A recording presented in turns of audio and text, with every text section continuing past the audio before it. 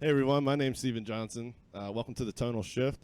It's brought to you by Round Guys Brewing Company, part of Round Guys Radio Network. You can find us at facebook.com/Round Guys Radio.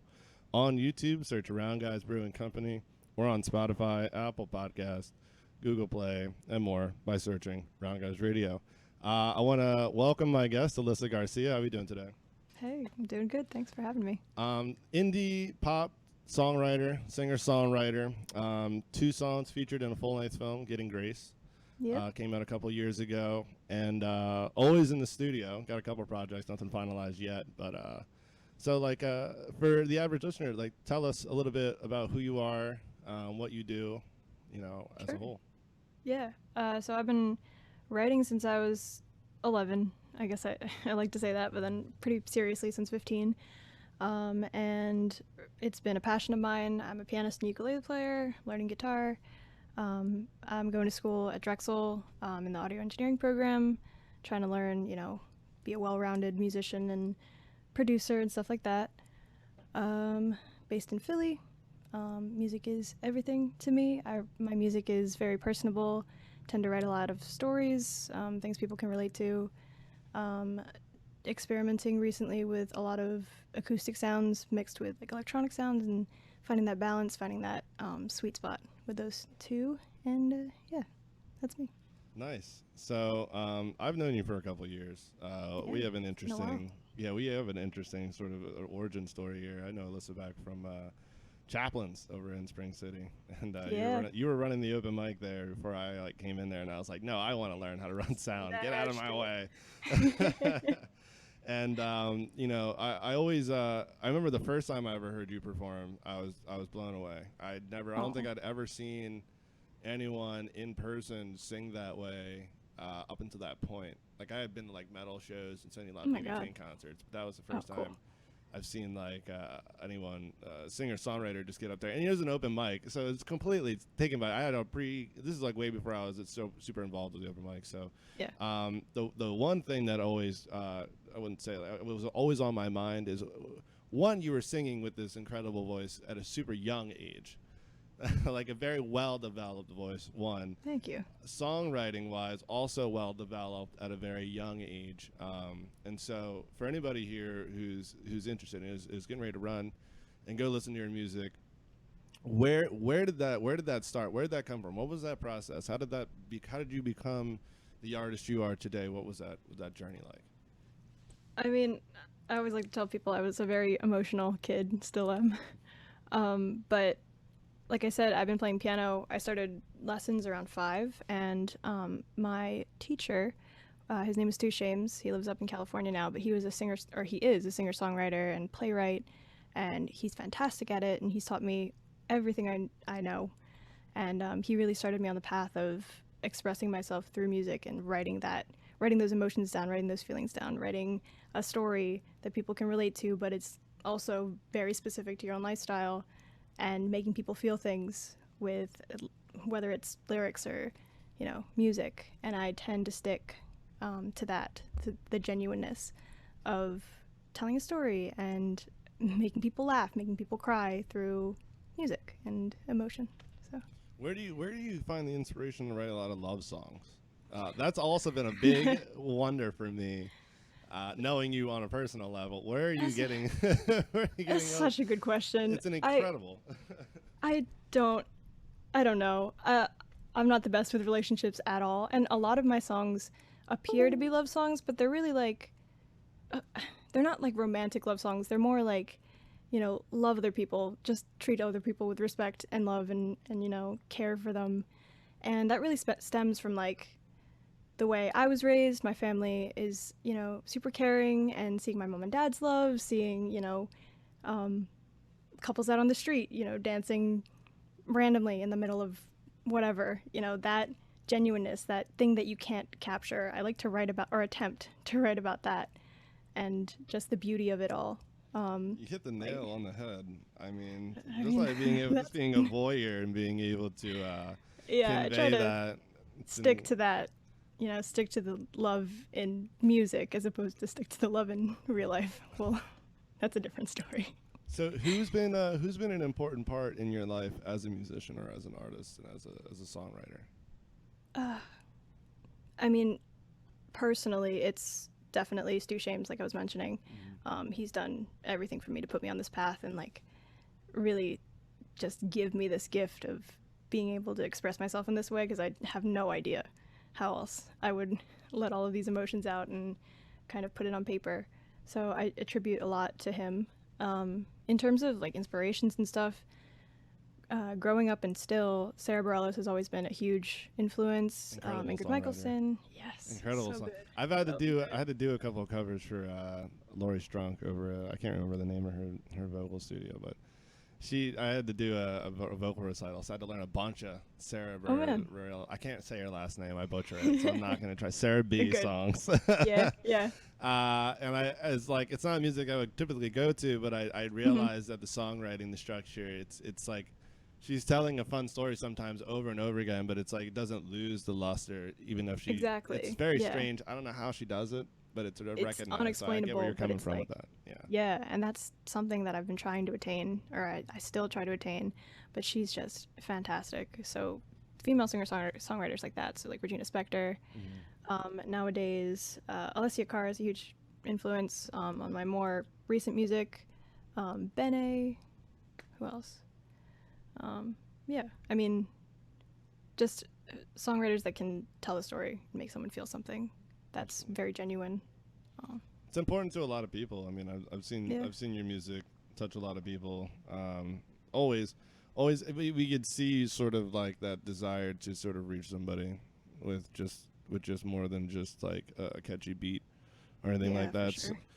So what we'll do is catch on off of what we were just talking about. I'm going to screen share here. Boom. So we're going to pull up here. So actually, I think this was a video. That's you. We're going to go back to here. So this is a song you did how many years ago? Is this 3 years ago this video came out, right? Yeah, it's been 3. Oh my god, that's weird. It's been 4 years. Actually, it'll be 4 years like 5 days from now. So it's the 22nd. Weird. So that's yeah, weird. this is your track here. Let's go ahead and play it, and that way everybody can hear it. We're gonna have a link for this music video as well under the video, so that people can go take a look at it. I know that studio. So do you. Hey, that looks familiar. Oh wow, that vocal booth looks familiar too. Spent many an hour there. Exactly. So what was the inspiration for this song? For Sincerely Me, it was just about this. I keep saying the word genuine, but I was fighting with myself because being a songwriter and being an artist was something that was foreign to the people that I hung out with, and it was kind of like a side of myself that I didn't really share or talk about, but it was hard because, you know, that was such a huge part of who I was, and I struggled with being able to just be that part of myself openly with the people around me. So this song is kind of asking whoever, you know, can I be myself around you? Can I not scare you off with like all this stuff that I do? But yeah. So who was it you that wrote sort of everything? I know Trey also, shout out to Trey. I haven't seen Trey in years. Trey's a great guy. He was playing amazing drums dude. right there. He's in the Navy now, for those who don't know. He's serving our country. He's doing it right. So who kind of was in charge of the arrangement of this song? Was it sort of like, did you have an idea and you just kind of wanted to get everybody to fill in? I know it's particular. Yeah. But what about your process for this song? So it was really interesting because this was early on in my songwriting career, I guess you could call it. And this was the first song that I actually arranged myself. I wrote these trumpet parts on Logic with a keyboard. Also, how old were you? Not to interrupt, but I want to emphasize how old you were before you start going. 16 or 17? 16 years old? All right. When I was 16, I was playing Modern Warfare, and I'm probably playing Guitar Hero. I love it. I mean, you're over here, like, writing out, like, horn sections on Logic. So if anybody knows, this is where this girl is with where she's at with the music. So I promise I'll, giving you guys something good to listen to. Oh, thank you. Go ahead. But yeah, this was the first step towards, learning production and really learning how to create a sonic environment that like tells a story too. It wasn't just me and a piano. anymore. It was a bunch of different elements, mixing those together and finding that balance. Yeah, I mean, I've always enjoyed the song ever since. I was actually kind of excited to like listen to it again. I just saw like some recent posts on Instagram. Like, I'm gonna reach out to Alyssa, see what's going on. Let's get her interviewed here. You know what I mean? Because like you deserve to be out here. Every time I hear your voice, I always gotta take a breath. So man, I feel like you don't get out there enough. So recently, you just had an article written about you. I believe in June, correct? Let me Yeah. Let me segue out of this. Really recently. Anybody who is listening to that track, though, seriously go listen to it. It's called "Sincerely Me" by Alyssa Garcia. So let's write. So this is over conversations about her. I went on this Facebook page for a minute. It's a company that did it. We Plug Good Music. So pretty decent following, 40K. Yeah. So tell us about. Were you a part of this at all? Did someone reach out to you, sort of to ask you, or was this just written about you? Yeah, I mean, so Running was the first project where I really got serious about the promotion of the track, and I spent a lot of hours on Submit Hub, actually, going through and kind of pitching the song to a bunch of playlists and a bunch of blogs and stuff like that. So Conversations About Her reached out and really liked the song, and most of these quotes are like the kind of explanation that you give with the song when you pitch it. So that's where that came from, and they were gracious enough to share the song and tell a story, and really grateful. It's really cool. I've never this is one of the first times that a song of mine has been highlighted, on its own, so it was big. Nice. Cool They look like they have a little bit of a sample here. Do you mind if we play a little sample of their single? Baby, choose your moments wisely. Less is more. It's so enticing, stronger than we ever been before. Some magic over here. If I miss you, it'll change the way I kiss you. I don't wanna bore you, but I'm running out of things to say. I'm running from myself. Nice. I'm running. Nice. Toward my doubt, I'm running, but all this running's gonna baby Nice. Put a pause on here. Now that was really good. Let me get a line check in here. So, it sounds from what we just heard. Obviously, that was like 4 years ago, right? So Yeah, 4 years. I can hear the maturity in the music, right? So there's been a step. Let me cancel screen share here. So I hear that step into maturity. Do you feel that this is more mature, like a mature return for to sure. kind of doing singer-songwriting and singing? Yeah, for sure. I mean, mentally and musically, I guess it's I'm still growing, obviously, but being in school for it, learning so much more about sound, and not just the how it sounds, but like the technology behind it and all the theory behind it. That's definitely helped me produce more fuller sounding mixes and stuff like that. And mentally, my writing style has become a little bit more, I don't know, with more life experience. I tend to write what I know, so that's definitely factored into it. And I'm still telling stories, still ranting about my relationships and all the antics of my life, but in a little bit more of a mature way than my 16-year-old self. Right, not less angsty, more sassy. Right? Yeah. So we're like, A little bit more confident now. You're asking nicely, can I be myself? Yeah. And I just like telling like, nah, I'm gonna be me. Like, nah. Nah, exactly. Check Check yourself at the door. This is who it is. Nah, I hear you. So, just to kind of continue down the road of music. So, what have you been doing? Quarantine's been weird. It's still kind of weird. Green Face is weird. It's all forward and backstepping. Doesn't seem to be much control. So, they just put more restrictions at this time. So, what are you doing to pass the time quarantine? Are we just gonna like out of nowhere see like 4 albums from like Alyssa Garcia? I wish. Alyssa Garcia playing Spanish flute or something? Or Hey, pan I'm writing a flute? Spanish song. Oh, see, well, here you go. Yeah. So are you using this time to diversify sort of your style, or are you using it more to build on what you already know? A little mix of both, I think. I have a ton of songs. I haven't put out a full album since like 2017, I think. So it's a long time coming, and I have a bunch of songs that I've been, pulling out of the vault, I've been writing a ton during quarantine, which I've been super lucky with because for a while I had, writer's block for the longest time because it's like you're stuck inside. What are you going to write about? But thankfully, did some thinking and got to writing again. So I'm working on another full length, trying to plan for that, trying to kind of this time really put a lot of thought into the message of all of the songs, how they interconnect, and the story again that I'm telling.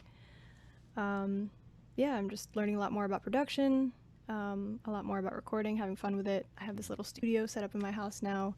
Have my own little setup, and it's really comforting. And then on top of all of that, I've got 2 internships going. A marketing internship that I've been working for a while, and then another one I just started up in Allentown, a production company called Lab 212. Wow. Super, super awesome team of people. They do, podcasts like this. I was just on one actually the other day. Nice. And video and audio and stuff like that. So I'm trying to learn every single aspect of the industry that I can, so that I'm, well-rounded, and it's just fun, Nice. and I've got the time, so. Well, that's pretty awesome. It sounds like you're very busy these days. I can imagine it's probably going to come out one way or another in the music that you're doing. Is there? I know with the whole thing, like shows are kind of being weird. Is there any dates beyond? I guess like August or September. It's what or 21. Yeah. 2021. Is there any time when at some point people will be able to kind of see you perform, and then if you want to expand That's a on good performance, question. like how I always see you more in the studio too. So with that, when can we Yeah. see you? That's If you such a want good question. if you want to also expand on how you feel about live performances versus how you feel about spending time in the studio, and how that kind of how you as a person you approach those two different situations. Sure. Nowadays it's been really weird. I've been trying to do a lot of, virtual concerts and stuff like that, virtual gigs as much as I can. I was just on the Ladybug Festival, which was a huge honor. And the team over there has been really nice. So hopefully that festival's in person next year and I get to play that. So that would be really cool. But in the foreseeable future, I haven't really planned any in-person shows just because everything's up in the air. Which sucks, but it's how it is. And in terms of, performance and being in the studio and the difference between those two things, I personally am more of an introvert, so I do like my, secluded studio space and writing and being on my own or with like a small group of people in an intimate setting to do that. So I do love that a lot, and I wish I could do that all 24/7, but I know how important performance can be too. And I love it, really. It's intimidating at first when I, get up there, just like performing should be, if you're doing it right. Yeah, pretty much. Yeah, and but it's just an awesome feeling afterwards, stepping out into the crowd and talking to these people that you just did that thing, and connecting with them, and having them say like, this lyric really hit me, or, talking about mutual breakups and relationships and stuff like that, and really getting to know complete strangers just because of a song, so It's an incredible feeling as a performer, as a musician. yeah, Well, for sure. Well, it was like interesting because Chaplin's challenged me a lot in that aspect, even over here at the underground, even with this. So there's something about the comfort of like being home and around the things that make, or being in the studio where you're in a little more of the control of the situation and the output of what's going on, and it's comforting. Yeah, for sure. The live element of things always sort of like challenges you as an individual. I know that's why a lot of people don't want to be on stage. So I learned a long time ago that if I'm on stage and everybody's watching, it's probably because they don't want to be on stage and would never go on stage. So the more you overcome that fear, the more you feel like fearless. It's like an interesting sort of way of looking at it. Yeah, that's 'Cause, an like, interesting dynamic. Because like me and you both have emceed and have run sound before, Yeah. and played hundreds of shows, if not at least 50 plus or more. And as well as I know, like it's an experience every time, but it's never like you're like, yeah, I can do this. Like this is gonna be just no sweat. There's always a little bit of human element that always kind of is course. of fear, Yeah. anxiety of being social. But it seems like the more that you do that, it's interesting. I always see that sort of juxtaposed with self growth, right? So it seems like as you get older and as you perform more, do you feel that because of that consistent challenging of yourself helped you grow faster as an individual and as an artist? Do you feel that way? Do you feel that has anything Yeah. adds a lot to it? Definitely, for sure.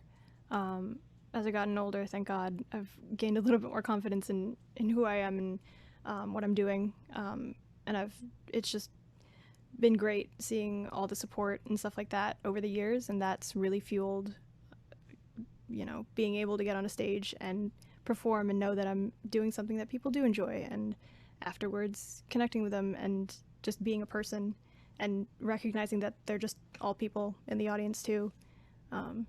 Yeah, it's definitely taken years, but it does get easier. It Not does take years. completely. And it doesn't get completely easy. There's always Yeah. the unease.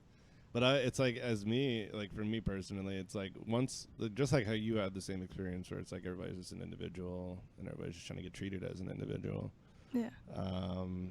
There's sort of like a feel, actually it creates, at least for me, it creates less stress. Right, because like I'll allow myself to make the mistakes because I'm human, and so are they. And so to kind of try to create some type of other narrative seems to be more of like feeding into that anxiety that would prevent you from doing it in the first place. So it seems like I totally agree with that. you over time overcoming that, because I've seen you perform. I mean, like I said, I've seen you perform for that awards. Like, what was it, the award ceremony for Getting Grace, or the release? Was that the release for that movie? I think that was one of the premieres. Yeah. That's you in front of a lot of people who heard that song during a pivotal moment in the film. And so I'm sure that was a very nerve-wracking, right? But it's all that hard work and all the mistakes made years prior is the only way that you'd be able to get into that position for to sure. do that. And people just vibe with honesty, really accepting just this is what I do, and if I'm going to make a mistake, I'm going to make a mistake. That's it. I think people are very forgiving of that if you're just honest about it. And well, again, of course they're forgiving because they wouldn't go on stage. Yeah, true. That's 100% Very what it true. comes down to for any musician out there. Like, all right, I give more props to the guy that's screwing up the whole night, but is like very much still into it and isn't sort of succumbing to a possibility of negativity. You know what I mean? And then it creates a negative energy. So, for the listener out there, especially for those who are listening this far, Alyssa Garcia, go listen to her music. Insightful. I would say the lyrics are incredible. I mean, for singer-songwriter, for the topics you speak about can really relate to individuals, especially on the human side of things, an emotional side of things, a passionate side of things, especially for motivating people to get through hard times. And so we appreciate everything that you do. Thank you. I can't plug you enough, so I'm going to try to at some point to try to get you on board again. Thank you so much. Just because people got to hear you. People got to hear. So I'm a shameless plug, Round Guys. Before we close up here, I just want to let you guys know over here, the fans over here at the Tonal Shift, just want to let you know that if you want to keep in touch with us, we're rolling out a Round Guys radio email list through which new members can now receive special ordering code for Round Guys Brewery, roundguysbrewery.com, where you can order tasty new food like wings and burgers. Like, who doesn't like wings and burgers? I don't know. They need to get advertised. I mean, wings and burgers, guys. Let's be real here. And your favorite beer and growlers, 4-packs and even kegs, which is awesome for a party. I know they got the Gimme Seltzer, sort of like Gimme Shelter. I actually love that Rolling Stones song. That's one of my first favorite Rolling Stones songs, and this is one of my first favorite seltzers as well. So I'm not normally a fan, but it's just not that. It's just this one isn't that sugary. It's not that clovey, so it's a nice deep flavor. And it's always got a nice lingering aftertaste. So if you want to give it a try, like I say, if you sign up, there's a special discount for joining our mailing list. So check it out. Go to roundguysbrewery.com/roundguysradio and become a listener today. We really appreciate it. We hope that you learned something new today, be it about music, learn a new artist today, or learn just anything in general. We want you to learn something new here. And then always support your local artist. Give them a listen. Support Round Guys. Support the underground. Become a listener. That way you can get access to more amazing artists like Alyssa Garcia like we have today. So I want to thank my guests for being on. Thank you once again for taking time. Thank you so much for having me. It was an awesome. absolute pleasure. And, of course, I'll be letting you know when this goes up. So, for sure. Like I said, thanks for coming on the show. And, everybody, thanks for watching. Have a good one. All right. See you guys. All right. And...